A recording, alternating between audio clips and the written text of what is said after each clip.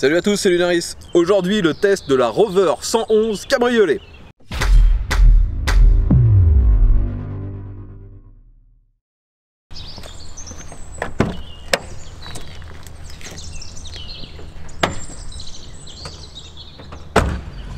Donc les amis, aujourd'hui on est parti pour le test de la Rover 111 cabriolet de 95.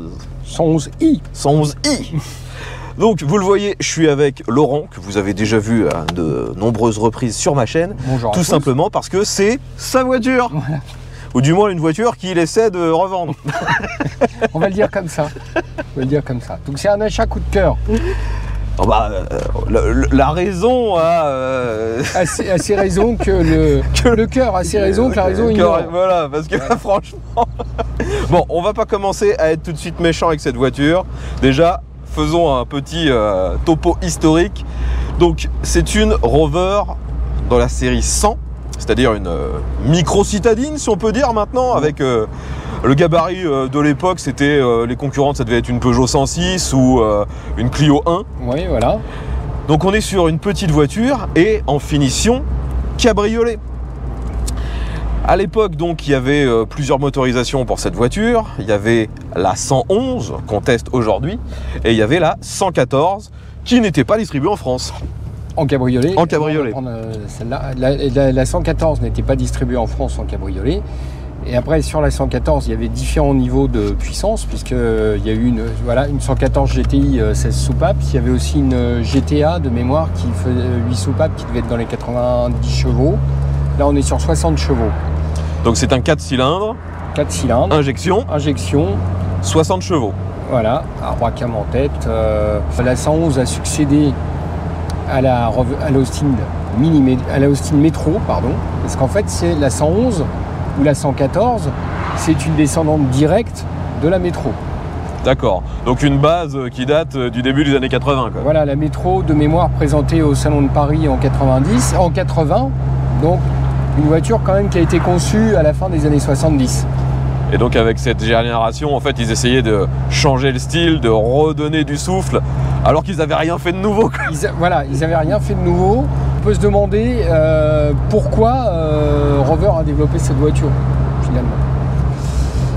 Donc là, motorisation de base. Alors finition, autant que je sache, la finition sur cette voiture, elle était unique. Donc intérieur tissu. Et plein de choses étonnantes. Une capote électrique. Oui. Alors, ce qui est d'autant plus surprenant, c'est qu'on est sur cette voiture une capote électrique, alors que quasiment tout le reste dans la voiture est manuel. On a les rétros qui sont donc à réglage manuel avec une petite tirette là comme ça depuis l'intérieur. On peut régler depuis l'intérieur. On peut régler depuis l'intérieur, c'est vrai. On a les vitres aussi bien devant que derrière qui sont avec une manivelle. Voilà. Qu'est-ce qu'on a d'autre je sais même pas, en fait on a tellement peu d'équipement. Il n'y a pas de centralisation. Il n'y a pas de centralisation. Et donc ce qui est quand même étonnant, c'est cette capote électrique, parce que sachant que l'idée un cabriolet avec une capote électrique, c'est que ça se décapote ou recapote facilement. Oui. Alors pour décapoter, ça pose pas de problème. Mais pour recapoter, il faut quand même avoir l'idée qu'il va falloir descendre toutes les vitres. Ouais. On ne ferme jamais un cabriolet avec les vitres hautes. Non, sinon on a les joints qui risquent de bloquer contre la capote. Voilà. Vous l'avez sûrement vu dans les détails, on a du bois sur le tableau de bord. Oui, alors que la finition, donc vous le voyez, c'est intégralement du plastique dur. Gris, noir, ça dépend où on regarde. Ouais. C'est clairement des assemblages à la louche. Approximatif. À la louche, on dira limite que c'est au niveau soviétique. Hein. Et on retrouve donc des finitions boiserie. Je sais même pas si c'est de la vraie boiserie ou du plastique. Mais c'est très bizarre d'avoir mis ça par-dessus, quoi. Alors là, en plus, bon, à la limite, devant le passager, on a 30 cm. Alors on se dit pourquoi pas entre les deux bouches d'aération. Bon, on se dit oui, ça fait peut-être un sens. Mais côté conducteur, oui, c'est juste derrière le volant et les commodos, on le voit pas. Ouais, on le voit pas.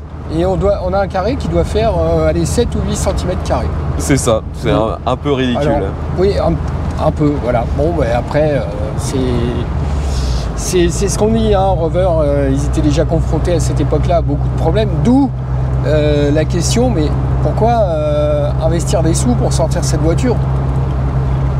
Ouais, c'est vrai que c'était une voiture qui était un peu difficile à vendre, je pense, à l'époque, d'où la rareté maintenant. D'où la rareté maintenant. Alors, il semblerait qu'il y en ait eu 3000 de produites. En cabriolet? En cabriolet. Donc 111, 114 incluses. Enfin, l'ensemble. Je dirais que sur les 3000, parce que certainement que le principal marché pour cette auto, ça a dû être l'Angleterre. Oui. Donc peut-être, on va dire 1500 en conduite à droite. Donc 1500 en conduite à gauche. Combien en reste-t-il aujourd'hui? Parce que ces voitures sont très très très sujettes à la corrosion. Bon, revenons un peu sur cette voiture, ses performances, comment elle se comporte. Donc déjà, moi depuis tout à l'heure, vous voyez, je roule avec, aucun problème. Et moi, la première bonne surprise lorsqu'on prend les commandes de cette voiture, c'est finalement le confort. Je trouve que les sièges, même s'ils ont une finition avec un look pas forcément des plus valorisants, c'est du tissu, avec au milieu, on va dire, une décoration qui ferait penser à ce qu'on aurait dans un minibus. Hein. À peu près, oui. Mais on est bien assis. C'est plutôt confort. Alors tous les réglages bien sûr sont complètement manuels, hein. Vous pouvez rapprocher le siège, vous pouvez incliner le dossier, c'est à peu près la seule chose que vous pouvez faire. Le volant ne se règle pas en hauteur. Néanmoins, moi, avec mon 1m70, je suis bien. Je domine bien le tableau de bord, je vois très bien ce qui se passe autour de moi. Les espaces vitrés sont suffisants, il y a juste à l'arrière, justement, avec la capote qui est actuellement repliée, ça fait un bourrelet énorme. Et donc quand je regarde dans le rétro intérieur, je vois quasiment rien. Je vois que les 3/4 sont pris par la capote. Donc là pour le coup, c'est vision interne réduite quasiment à néant. Voilà. Heureusement, on a les rétros sur le côté qui eux font leur boulot, ils sont pas trop gros. C'est ça. C'est un avantage parce que la voiture est petite. C'est ça. Mais bon, on voit quand même plutôt bien. On va déjà lui donner ça. Mais pour revenir au siège, un plutôt bon confort. Et aussi, vous allez voir, là on arrive sur quelques virages. Bon, c'est pas une voiture de sport, je vous le dis tout de suite. Mais quand on prend un virage, on n'est pas non plus éjecté. On a les sièges qui remontent un petit peu sur le côté, sans être des sièges baquets, et nous-mêmes avoir vraiment un comportement sport. Ça vous maintient suffisamment pour qu'on soit bien dans le siège et pas déporté à se balader. Ça, personnellement, c'est quelque chose que j'apprécie. Tout à fait, oui. Pour ce qui est du confort, on y est bien. La place pour les jambes aussi, quand même à l'avant. Alors je parle pas des places arrière, mais... Ouais, alors c'est vrai que moi j'avais essayé de monter derrière, ça passe, mais c'est loin d'être fou. C'est surtout qu'à l'arrière, on a des trucs qui nous tapent un peu dans les bras, on sait pas trop comment se mettre. Forcément, oui, c'est très réduit à l'arrière. Mais sinon, oui, la place à l'avant est plutôt bonne. Pour revenir sur le confort, une particularité de ce modèle, c'est justement, tu me disais, d'avoir des suspensions à gaz. Voilà, c'est les petites sphères là, hydra-gaz. Alors, c'est pas le système Citroën, parce qu'en fait, c'est pas une gestion de fluide hydraulique. Voilà, c'est un système beaucoup plus simple. Et quand les sphères commencent à s'affaisser, on les fait gonfler. On remet de la pression dedans et la voiture retrouve à peu près son assiette, parce que bien souvent quand on voit là ces rovers là, vous avez dû le remarquer, elles semblent très affaissées et en fait c'est donc il n'y a plus de gaz en fait. Il n'y a plus de gaz dans les sphères. Pour l'instant, je trouve que c'est plutôt confort. Hein. Oui, voilà. Là, vous le voyez, on se balade tranquillement.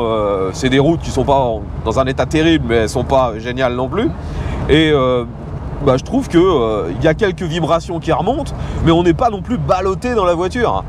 Là, je vais profiter qu'il n'y ait personne derrière nous pour faire un petit freinage. Et pareil, on n'a pas un transfert gigantesque. Là, j'ai pas freiné énormément, mais ça se comporte plutôt bien. Bon, les amis, là on a une intersection. On accélère un peu, voyons ce que ce moteur a à donner. Donc il fait une sonorité assez sympa. on sent que c'est pas un moteur qui est, comment dire, fait pour monter très haut dans les tours. Là, sur le compteur, on a une zone rouge qui commence à 6005, mais franchement, dès qu'on dépasse les 4005, 5000, le moteur, au final, il fait un bruit qui est relativement inhabituel, rien de, comment dire, d'alarmant, mais on n'a pas l'habitude de tourner à haut régime avec cette voiture. Sur quasi l'intégralité de ce que vous m'avez vu rouler, je suis entre 2 et 3000 tours, et je suis même plutôt à plus près de 2000 que de 3000, ça se conduit un peu comme un diesel. Ce petit moteur 1 litre 1, ou plutôt exactement 1120 cm3 à injection, bah, il se conduit à la cool. C'est pas du tout un moteur sport. Et finalement, bah, c'est une voiture qui incite à la tranquillité, à la balade. Le fait d'être décapoté, bah, ça apporte une fois de plus un sentiment de liberté. En plus, vu que la vitre devant moi est quand même relativement haute, on n'a pas tant d'air que ça qui arrive sur nous, on est plutôt bien. Là, vous voyez qu'on filme ça en automne, et franchement, ça le fait sans aucun problème. Bon, maintenant, on est de nouveau, justement, dans une succession de virages. J'essaie de redescendre dans les rapports, parce que, bah, bien que ce petit moteur soit très agréable, 60 chevaux, si vous ne le cravachez pas un minimum dans les zones où il y a besoin de puissance, bah, vous avancez plus beaucoup. Hein. Ça s'effondre. C'est ça. Mais on peut rester avec une conduite tout à fait fluide, dynamique, sans se retrouver en galère, sans jamais dépasser les 4000 tours. Hein. Oui, tout à fait. Mais c'est comme tu le dis, de toute façon, le haut régime ne lui convient pas du tout. C'est bien de mettre la zone rouge à 6005, mais je pense pas qu'on arrive à 6005. Voilà. Non, puis surtout qu'on ne se sent pas l'utilité de le faire. En plus. Après aussi, l'avantage bien sûr d'avoir une petite cylindrée, du moins une cylindrée modeste comme celle-ci, et qui se conduit en plus à bas régime, c'est que la consommation est plutôt limitée. Oui, la consommation est limitée, on est autour de 5 litres 5, 6 litres. Et en même temps, qui n'est pas très lourde, parce que là, le poids tout plein fait de mémoire, c'est 850 kg ou quelque chose comme ça. Voilà. Donc, on se demande même pourquoi il n'y a pas plus de véhicules comme ça à l'heure actuelle. Bon, après, c'est peut-être tout simplement pour la sécurité. Il semblerait, oui. Parce que bon, ça, c'est une anecdote sur cette voiture qu'il faut quand même savoir. Lorsqu'elle est passée au crash test, bon, c'était pas spécialement un crash test sur la version cabriolet, c'était sur la version normale, mais elle a eu un des pires résultats possibles à l'époque au crash test Euro NCAP. Ah oui. Elle avait eu une seule étoile et elle est restée d'ailleurs avec le palmarès d'être la voiture la moins sûre pendant près de 20 ans. Bon les amis, je vous l'ai dit, c'est pas une voiture de sport, néanmoins on va essayer de faire un petit test d'accélération comme d'habitude. Donc ici on est sur une route dégagée, on est parti, donc je rappelle 60 chevaux pour environ 850 kg, plus nous dedans bien sûr. Allez, let's go. Bon, forcément, si on n'accélère pas un peu au début, ça a du mal. Allez, je monte au moins jusqu'à 5000 tours. 80, 90 et 100. Maintenant, je vais ralentir. Ouais, alors les freins, une fois de plus, c'est pas de la compète. Non. Il faut en fait, comme sur beaucoup de véhicules un peu anciens, il faut appuyer fort. Si on veut vraiment du mordant, il faut appuyer fort. Je me souviens plus, est-ce qu'elle est équipée de l'ABS? Non. Non, il n'y a pas l'ABS. Par contre, on a un airbag. On a un airbag, voilà. Uniquement pour le conducteur. Les autres peuvent mourir tranquilles. En fait, et pareil, on parlait tout à l'heure, il n'y a pas de direction assistée non plus. Il n'y a pas de direction assistée, non. Mais bon, sur un véhicule de ce gabarit, c'est pas forcément indispensable. C'est juste qu'on a besoin de manœuvrer que là, c'est un peu plus compliqué. Voilà. D'ailleurs, quelque chose que j'aime bien aussi dans cette voiture, c'est le volant. Bien qu'il ait un airbag, on n'a pas un volant énorme comme c'était souvent le cas dans les années 90. On a un volant qui a une bonne prise en main, une petite forme sport qui donne vraiment une bonne prise. Il est un peu épais et franchement je trouve ça cool. Après, souvent sur les véhicules qui avaient des airbags dans les années 90, ils ne pouvaient pas mettre le klaxon au milieu. Donc là, le klaxon est déporté sur les branches c'est un réflexe à avoir, parce que tout à l'heure, par exemple, je cherchais le klaxon, et malheureusement, au milieu, il se passe rien. D'ailleurs, j'ai oublié de vous décrire l'instrumentation de bord. Donc derrière ce volant, on a le compteur, donc un compteur pour la vitesse qui est gradué jusqu'à 200, ce qui est complètement inutile pour cette voiture. On a bien sûr un petit compte-tour, jauge de carburant, jauge de température, enfin les fonctions de base. Et au milieu, une petite horloge numérique, ainsi que les voyants de base, les clignotants, la pression, les feux, ce genre de choses. C'est très facile, c'est très lisible. Et on a juste sur les côtés les boutons qu'on aurait sur une voiture normale sur la console centrale. On a sur la gauche tout ce qui gère la climatisation, enfin les aérations plutôt, parce qu'il n'y a pas de climatisation sur cette voiture, hein. C'est la ventilation qu'on gère. Et sur la gauche, on a feu de brouillard et les boutons pour l'ouverture et la fermeture de la capote électrique. Un bouton d'ouverture, un bouton de fermeture. Ouais, c'est vrai qu'il y a deux boutons. Il y a deux boutons. Après, un truc qui est surprenant, c'est que les feux de détresse ne sont pas directement accessibles comme les autres boutons. Les feux de détresse, ils sont tout en bas, en dessous de l'autoradio, à côté du cendrier. Ça n'a aucun sens. Côté passager, non? Oui. J'ai l'impression qu'au dernier moment, ils se sont dit, mais attendez, on met ça où, nous? On a oublié. Il y a des pays, ils ont besoin d'un feu de détresse, non? Enfin, sinon après, la planche de bord, vous la voyez, hein, on l'a décrit tout à l'heure, elle est toute grise. Les plastiques, sinon, dans la durée, ont quand même encore un aspect assez convenable, hein. Ils ne sont pas cassés, ils ne sont pas craquelés. Et on a ici un espace de rangement avec une surface un peu caoutchouteuse. En fait, il y avait la même chose à cette époque-là sur les Freelanders, sur toutes ces choses-là. C'est un petit tapis. On peut même le retirer. Est-ce que tu penses que c'était une option, ça?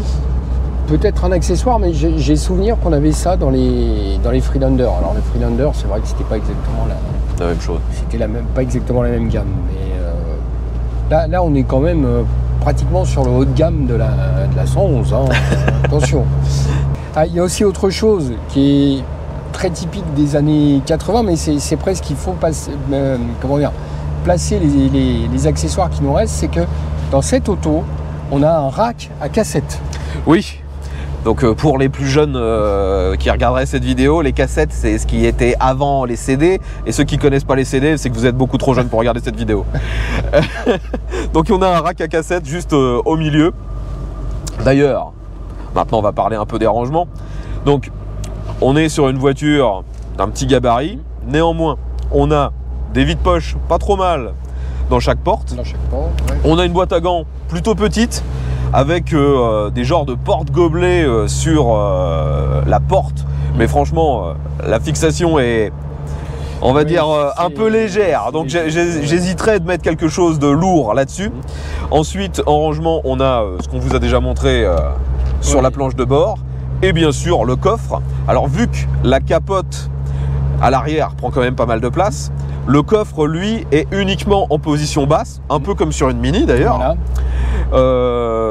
Et d'ailleurs, je précise que la capote n'empiète pas sur le coffre, peu importe qu'elle soit déployée ou repliée. Ça ne change rien. Le volume, par contre, peut être étendu en rabattant les sièges. Voilà. Et ça vous donne un rangement qui est plutôt convenable pour une voiture de ce genre. Il y a aussi en dessous du plancher une galette, une roue de secours. Secours galette. Ouais. Et puis voilà, donc finalement, on a quand même un peu de place. Comme c'est les années 90, on a un allume-cigare et deux cendriers. Attention, cendrier à l'avant et cendrier à l'arrière. Parce que bien sûr, vos enfants fument dans les années 90. Bon, après, il ne faut pas oublier que c'est une voiture qui est sur une base de conception fin 70, début 80. Donc de toute façon, à cette époque-là, tout le monde fumait. Quoi. Partout, en toutes conditions. C'est ça, le nourrisson de 3 mois, il fumait. Passivement ou activement, ça c'était à vous de voir. Et de qui plus est en cabriolet, voilà, pourquoi se priver? Pourquoi se priver? Je m'aperçois maintenant que j'ai oublié de vous parler de la boîte de vitesse. Donc cette voiture, bien qu'avec un petit moteur, a néanmoins une boîte 5 vitesses. Une boîte qui est parfaitement bien étagée, elle passe bien, elle craque pas, elle est fluide. Perso, j'ai absolument rien à reprocher à cette boîte. Et bien sûr, on a une marche arrière, et c'était même pas une option. Alors après, y a une question qui va venir derrière, c'est le prix. Bon, comme vous le savez, la rareté ne fait pas forcément le prix parce que Il n'y a pas même beaucoup si de c'est demandes. rare, si les demandes sont rares, les clients ne se battent pas pour acheter la voiture. C'est sûr. Maintenant, en trouver une dans un bel état, c'est pas évident. Et donc la valeur d'un modèle comme celui-ci aujourd'hui? Moi, je l'estime dans les 4 000 euros. Alors, on peut me dire, enfin, je pense qu'il y a des gens qui vont trouver que c'est élevé, mais considérant Il y en a l'état plus, de la quoi. voiture, qu'il n'y en ait plus, et son historique limpide, bon, et après, je sais bien, des cabriolets, on le trouve un peu à tous les prix, mais enfin, il n'y a pas non plus grand-chose en dessous de 4 000 euros en cabriolet. Et là, pour celui qui aurait besoin, qui a des petits-enfants, c'est un cabriolet 4 places, ce qui est quand même relativement... ce qui est rare, Oui, c'est vrai. il faut le dire. Donc les amis, maintenant je pense que on a vu la plupart des aspects concernant cette Rover 111i cabriolet. Moi perso, c'est une voiture qui, même si esthétiquement elle ne m'attire absolument pas, là je suis assez surpris en fait, c'est à la conduite. Elle a vraiment un tempérament assez calme, plaisir, détente, que j'ai rarement finalement eu sur d'autres voitures de ce gabarit. Elle a un capital sympathie, du moins c'est comme ça que je le ressens. J'aime beaucoup conduire cette voiture, d'autant plus que, donc 4 places, en plus elle consomme peu. Donc finalement je me dis que pour quelqu'un qui cherche justement une petite voiture du week-end sans se ruiner, Oui. eh ben, ça peut être le bon plan. Parce que actuellement, pour 4 000 euros en cabriolet, je vous conseillerais soit de prendre la Ford Streetcar, qu'on a déjà testé Tout à fait. grâce à toi, mais qui est uniquement 2 places. Et si vous avez besoin de 4 places, bah franchement celle-ci, elle est vraiment très sympa. Voilà, 4 places, il vous reste celle-ci. Mais une fois de plus, c'est pour la balade, c'est pas du tout pour le sport. Là, le sport, vous pouvez l'oublier. Donc voilà les amis, je pense que vous avez maintenant à peu près toutes les infos concernant cette Rover cabriolet. Tout ce que vous auriez voulu savoir sur la Rover sans oser cabriolet, sans jamais avoir osé le demander. Donc si vous avez des questions ou si vous possédez aussi vous cette voiture ou ses dérivés, hein, n'hésitez pas à nous dire ce que vous en pensez, ce que vous aimez sur cette voiture, ce que vous n'aimez pas, les problèmes que vous avez pu avoir, si vous avez des, comment dire, des suggestions sur d'éventuelles améliorations, n'hésitez pas, on sera à l'écoute de vos remarques dans les commentaires. Et puis bah, moi je te remercie Laurent, une fois de plus, de m'avoir prêté cette rareté, parce que même si c'est pas une voiture de luxe, eh bah, on n'en voit jamais. Voilà. Merci encore à toi. C'est avec plaisir et merci à ceux qui nous visionnent. Donc si vous avez aimé la vidéo, comme d'habitude, un petit pouce vers le haut, vous la partagez sur les réseaux sociaux, et puis on se retrouvera très bientôt pour un nouveau test. Et à tous.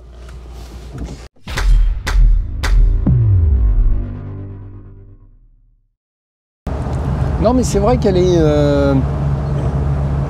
c'est ce que tu dis, elle est sympa quoi. Bon c'est pas... ok, c'est pas une voiture de rêve, hein. C'est pas... Bon après pour revenir sur l'esthétique, clairement si elle avait pu être dans une autre couleur, je pense que Déjà, elle aurait un capital sympathie bien plus grand, parce que là en gris, avec capote grise, jantes grises, intérieur gris, siège gris. Ouais, mais c'est les 50 nuances de gris. Voilà, hein. 50 nuances de grès. C'est dommage, mais la voiture à la conduite, bah moi je la trouve très sympa. Après il faut prendre le risque d'être clairement dans un mouroir, parce que vous savez que l'accident ne sera pas pardonné. Moi j'ai l'habitude, hein, roulant en kékard, la plupart sont à peu près au même niveau de sécurité. Hein. Peut-être même en dessous. Peut-être même en dessous, c'est pas faux.